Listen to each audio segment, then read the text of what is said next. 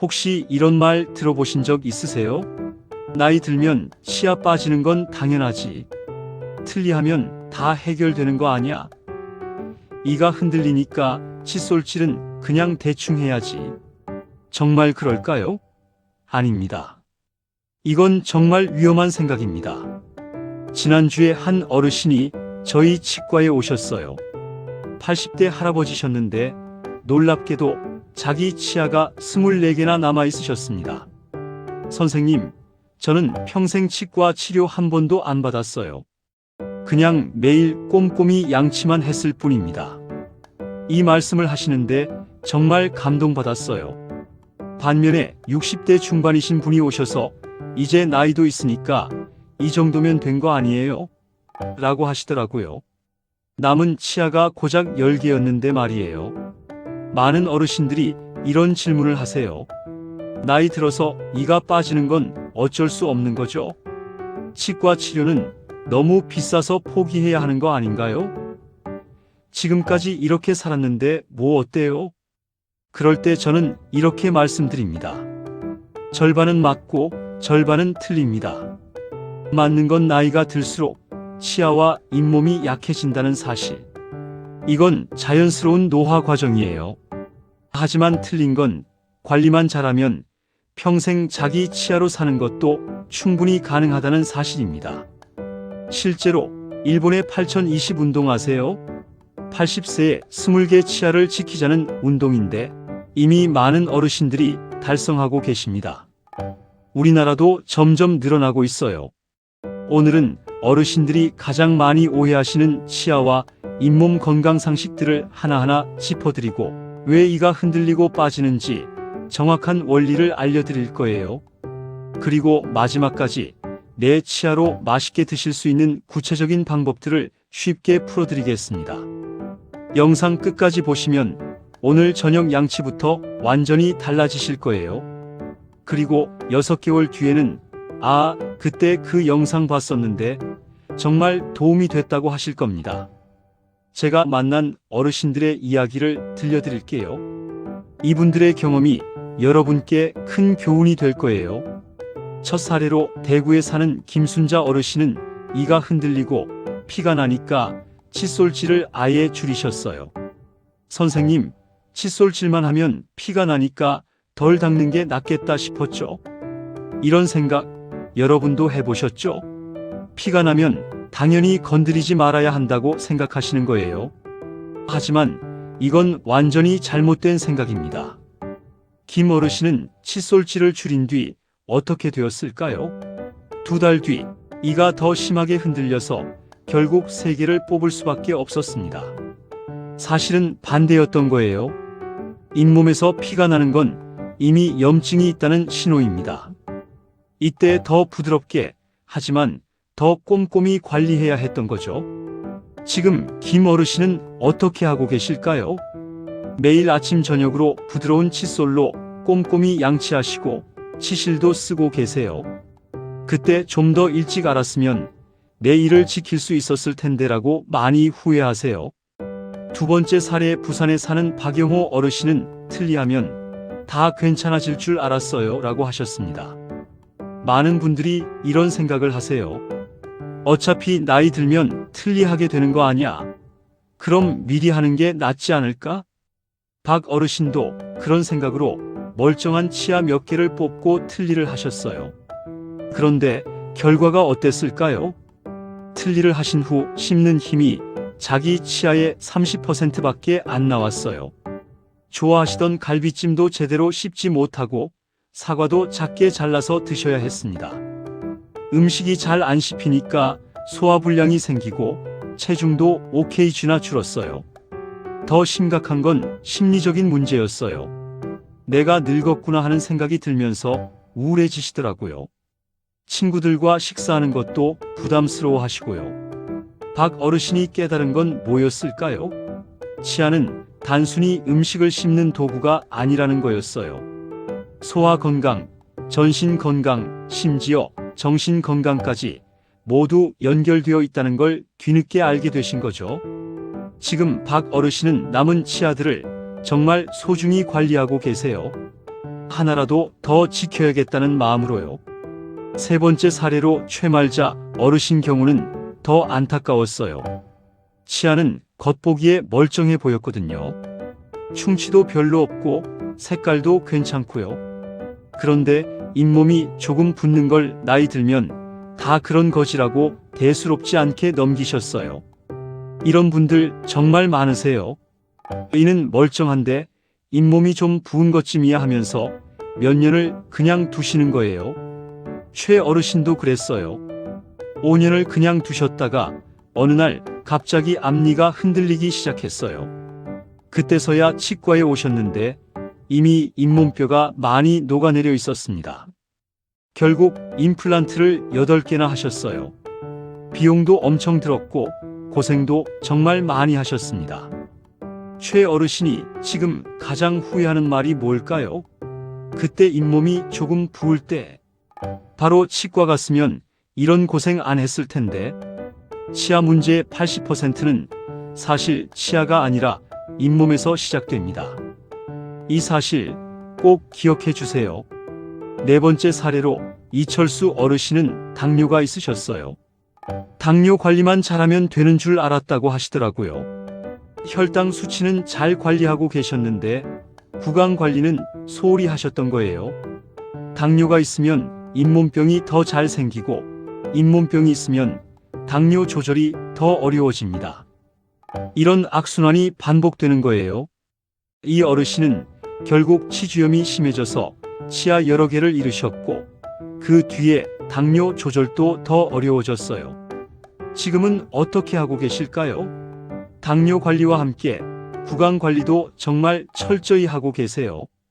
둘 다 함께 관리해야 한다는 걸 진작 알았으면 좋았을 텐데라고 하시더라고요. 이제 왜 나이 들면 치아와 잇몸이 약해지는지 정확한 원리를 알아볼까요? 이걸 알면 어떻게 관리해야 할지도 자연스럽게 알 수 있어요. 첫 번째 원인은 잇몸뼈 감소입니다. 가장 중요한 원인은 잇몸뼈가 줄어들기 때문입니다. 여러분, 나무를 생각해 보세요. 아무리 튼튼한 나무라도 뿌리가 있는 흙이 없어지면 쓰러지잖아요. 치아도 마찬가지예요. 치아는 잇몸뼈에 뿌리를 두고 있는데 이 뼈가 줄어들면 치아가 흔들릴 수밖에 없어요. 그럼 잇몸뼈는 왜 줄어들까요? 바로 세균 때문입니다. 치주염이 생기면 나쁜 세균들이 잇몸 속 깊숙이 파고들어서 뼈를 녹입니다. 마치 흰개미가 칩을 갉아먹는 것처럼요. 더 무서운 건 이 과정이 아프지 않다는 거예요. 그래서 조용한 파괴자라고도 불러요. 아프지 않으니까 모르고 넘어가다가 어느 날 갑자기 이가 흔들리는 거죠. 잇몸뼈가 한번 없어지면 다시 만들기가 정말 어려워요. 그래서 예방이 최선입니다. 두 번째 원인은 침 분비 감소입니다. 침이 줄어드는 것도 큰 원인이에요. 침이 뭐 그리 중요하냐고 생각하실 수 있지만 침은 정말 중요한 역할을 합니다. 침의 역할을 한번 볼까요? 세균을 억제합니다. 음식 찌꺼기를 씻어냅니다. 입안의 산성도를 중성으로 만들어줍니다. 치아를 보호하는 막을 만들어줍니다. 그런데 나이가 들면 침샘 기능이 떨어져서 침이 줄어들어요. 특히 약을 많이 드시는 어르신들은 더 심해져요. 고혈압약, 항우울제, 수면제 같은 약들이 입을 마르게 만들거든요. 침이 줄어들면 어떻게 될까요? 입안이 건조해지고 세균이 더 잘 자라게 됩니다. 그러면 충치와 잇몸병이 더 쉽게 생기는 거예요. 세 번째 원인은 전신질환과의 연관성. 치아와 잇몸은 몸 전체와 연결되어 있어요. 이걸 모르시는 분들이 정말 많으세요. 당뇨가 있으면 잇몸이 더 잘 붓습니다. 혈당이 높으면 잇몸의 혈관도 약해지거든요. 그래서 당뇨 환자분들은 구강 관리를 더욱 철저히 해야 해요. 심혈관 질환도 치주 질환과 관련이 있어요. 잇몸의 세균이 혈관을 타고 심장까지 갈 수 있다는 연구 결과들이 많이 나왔어요. 골다공증이 있으면 잇몸뼈도 약해집니다. 전체적으로 뼈가 약해지는 거니까 당연한 일이죠. 관절염 때문에 손목이 아프면 양치질하기도 어려워져요. 이런 것들이 다 연결되어 있어요. 네 번째 원인은 면역력 저하. 나이가 들면 전체적으로 면역력이 떨어져요.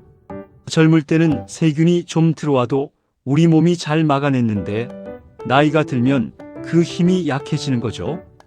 특히 입안은 세균이 정말 많은 곳이에요. 밥을 먹고 숨을 쉬고 말을 하면서 계속 세균이 들어오거든요. 면역력이 떨어지면 이런 세균들을 막기 어려워져요. 스트레스도 면역력을 떨어뜨려요. 요즘 어르신들 스트레스가 많으시잖아요. 경제적 걱정, 건강 걱정, 가족 걱정. 이런 스트레스가 입안 건강에도 영향을 줍니다. 다섯 번째 원인은 생활 습관의 변화. 나이가 들면서 생활 습관도 바뀌어요. 음식을 부드러운 것 위주로 먹게 되죠. 그러면 턱 근육도 약해지고 침 분비도 줄어들어요. 적당히 씹는 것도 운동이 되는 건데 그런 기회가 줄어드는 거예요. 양치질도 대충 하게 되기 쉬워요. 이제 나이도 있는데 뭐 그렇게 열심히 해야 하나 하는 생각이 들거든요. 하지만 이건 정말 위험한 생각이에요. 정기 검진도 소홀히 하게 되죠. 아픈 것도 아닌데 괜히 병원 가서 돈 쓸 필요 있나 하고 생각하시는 거예요. 이제 구체적으로 어떻게 관리해야 할지 알아볼까요? 30년 넘게 환자분들을 보면서 정말 효과적이었던 방법들을 알려드릴게요. 첫 번째 원칙, 치아보다 잇몸을 지켜라. 이게 가장 중요해요. 많은 분들이 치아만 보시는데 실제로는 잇몸이 더 중요합니다. 치아는 건물이고 잇몸은 땅이에요. 땅이 무너지면 건물이 아무리 튼튼해도 버틸 수 없어요. 반대로 땅이 튼튼하면 건물도 오래 버틸 수 있죠. 잇몸 건강 체크하는 방법 알려드릴게요. 색깔 건강한 잇몸은 연한 핑크색이에요. 모양 치아 사이사이가 날카로운 삼각형 모양이어야 해요. 출혈 양치할 때 피가 나면 안 돼요. 냄새, 입냄새가 심하면 잇몸에 문제가 있을 수 있어요. 두 번째 원칙, 양치만으로는 절대 부족하다. 칫솔질만 하면 치아 사이사이에 낀 세균은 못 없애요. 전체 세균의 60%밖에 제거가 안 됩니다. 나머지 40%는 어디 있을까요? 바로 치아 사이사이예요. 여기가 잇몸병이 시작되는 곳이거든요. 그래서 치실이나 치간 칫솔이 필수예요. 하루 한 번만이라도 꼭 써주세요 라고 말씀드려요. 치실 사용법도 알려드릴게요. 1. 정도 잘라서 양손 중지에 감아주세요. 2. 엄지와 검지로 정도 잡고. 3.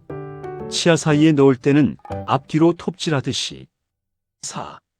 잇몸 라인까지 들어가면 시자 모양으로 감싸서 위아래로 움직여주세요. 처음엔 어렵지만 일주일만 하면 익숙해져요. 세 번째 원칙, 나이 대별 맞춤 관리. 60대는 치주염 초기 관리가 제일 중요해요. 아직 늦지 않았어요. 이때 잘 관리하면 80세까지 자기 치아로 사실 수 있어요. 6개월마다 스케일링 받으세요. 치실이나 치간 칫솔 반드시 사용. 잇몸 마사지 습관화. 정기 검진으로 조기 발견. 70대 관리법. 70대는 틀니나 임플란트가 있는 분들이 많아요. 이때는 남은 치아 관리와 인공 치아 관리를 같이 해야 해요. 틀니도 매일 청소해 주세요. 임플란트 주변도 치실질 필수. 남은 치아 하나하나가 소중해요. 씹는 연습도 중요해요. 80대 이후 관리법. 80대 이후는 남은 치아 지키는 게 삶의 질을 크게 좌우해요. 치아 하나의 가치가 정말 커요. 부드러운 칫솔 사용. 전동 칫솔 활용도 좋아요. 가족의 도움도 받으세요. 무엇보다 포기하지 마세요. 네 번째 원칙, 전신 건강과 함께 관리하라. 치아 건강은 혼자 있는 게 아니에요. 전신 건강과 함께 관리해야 해요. 당뇨가 있으면 혈당 관리와 함께 구강 관리도 더 철저히 하세요. 치주염이 있으면 심장병 위험이 올라가고 당뇨 조절도 어려워져요. 약물 복용하시는 분들은 더 주의하세요. 입이 마르는 약들이 많거든요. 물을 자주 마시고 무설탕 껌도 도움이 돼요. 골다공증 치료받으시는 분들은 치과 치료 전에 미리 말씀해 주세요. 약물 때문에 주의해야 할 것들이 있어요. 이제 실제로 어떻게 실천할지 구체적인 루틴을 알려드릴게요. 이 루틴만 따라 하셔도 6개월 뒤에는 확실히 달라질 거예요. 1단계 일어나자마자 물 1컵. 잠들어 있던 침샘을 깨워주세요. 미지근한 물이 좋아요. 너무 차가우면 자극이 될 수 있어요. 2단계 가벼운 양치질 3분. 아침에는 가볍게 해주세요. 잠든 동안 번식한 세균들을 씻어내는 게 목적이에요. 3단계 혀 클리닝 2분. 혀에 있는 백태도 제거해주세요. 입냄새의 60%가 혀에서 나와요. 식후 루틴 식사 후 30분. 바로 양치는 안 돼요. 식후 바로 양치하면 산성화된 치아 표면이 더 손상될 수 있어요. 30분 정도 기다렸다가 해주세요. 1단계 물로 헹구기 1분. 음식 찌꺼기를 대충 제거해주세요. 2단계 무설탕 껌 씹기 10분. 침 분비를 촉진시켜줘요. 자일리톨 껌이 특히 좋아요. 저녁 루틴 취침 전 1시간. 저녁이 가장 중요해요. 밤사이 세균이 많이 번식하거든요. 1단계 꼼꼼한 양치질 5분. 하루 중 가장 꼼꼼히 해주세요. 모든 치아면을 다 닦아주세요. 2단계 치실 또는 시간 칫솔 5분. 하루 한 번은 꼭. 이게 가장 중요해요. 3단계 혀 클리닝 2분. 혀 클리너나 칫솔로 혀도 깨끗이 해주세요. 4단계 잇몸 마사지 3분. 깨끗한 손가락으로 잇몸을 살살 마사지해 주세요. 혈액순환이 좋아져서 잇몸이 단단해져요. 5단계 가글 1분. 알코올 없는 구강세정제로 마무리해 주세요. 이제 특별관리법을 알려드리겠습니다. 틀니 관리. 마이너스 매일 빼서 전용 세정제로 청소. 마이너스 일주일에 한 번은 소독. 마이너스 밤에는 물에 담가두세요. 마이너스 틀니도 6개월마다 점검 받으세요. 임플란트 관리. 일반 치아보다 더 꼼꼼히. 치실과 치간 칫솔 필수. 임플란트용 칫솔 사용. 3개월마다 정기 검진. 월간 연간 관리.